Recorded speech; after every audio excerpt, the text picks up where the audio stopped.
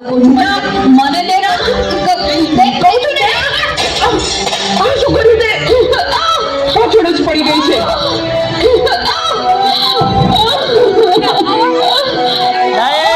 બોલાવતી નહીં હવે મને હે ભગવાન શું કરું મારે આનું કઈ સમજાતું નથી આજે ખરેખર આ સમસ્યા છે મોબાઈલે માતા પિતા પ્રત્યેનો ભાવ સાવ ખલાસ કરી નાખ્યો છે અરે શેઠ સાહેબ તમે અમારા ઘરે તું મને ઓળખે છે?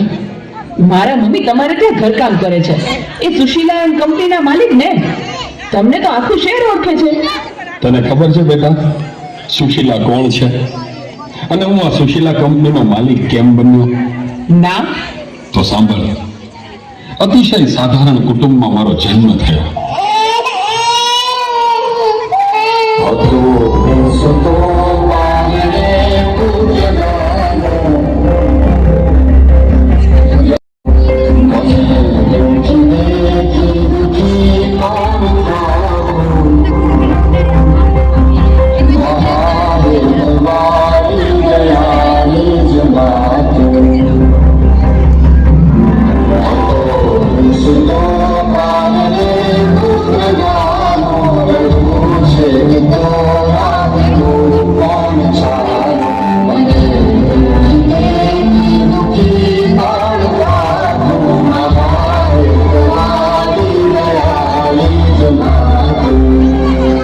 મારા બા અને બાપુજીએ ખૂબ મજૂરી કરી મને ભણાવી ગણાવીને લાયક બનાવ્યો. હું ખૂબ પૈસા કમાવા લાગ્યો. લગ્ન પછી જુદો રહેવા લાગ્યો અને મા બાપને ભૂલી ગયો. પણ કુદરતે મને થપાટ મારી. મારી બંને કિડની ફેલ થઈ. મારી પત્નીએ આ વાત સાંભળીને ડિવોર્સ લીધા.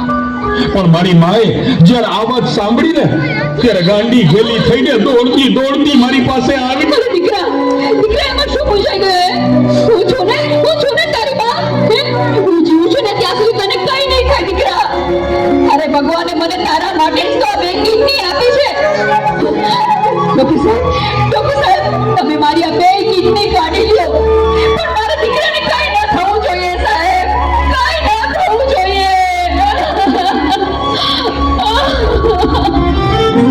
મારી મોટું કોઈ નહીં મને ન હોય ઘરનાથને લગતી કોઈ તમારે છે અલ્લાહ આગળ આલિયા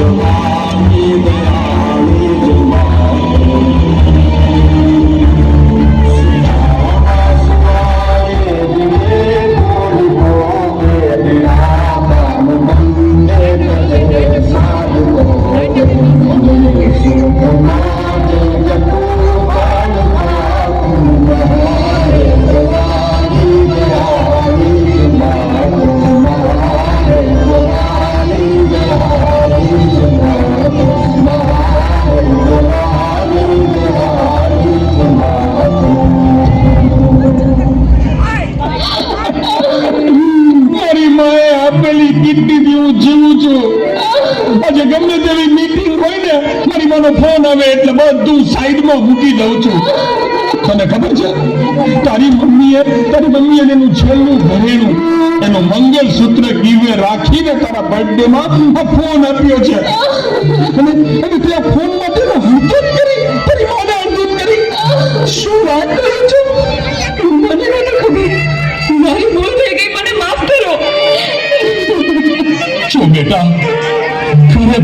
જેવી મમ્મીને હેરાન કરીશ ને તો મંદિરે ભગવાન પણ તને માફ નહીં કરે.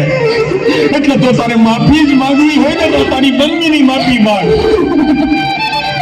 મમ્મી સોરી, આ ફોન પાછળ હું એટલો આંધળો થઈ ગયો હતો.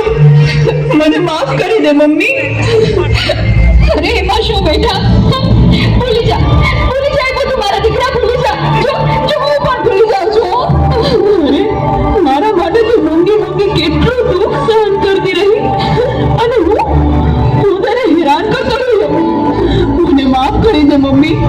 આજે વચન આપું છું મમ્મી, મને સુખી કરવા તે તારા સુખોનો ત્યાગ કર્યો છે ને, હું દુનિયાના બધા સુખો તારા ચરણે ધરીશ.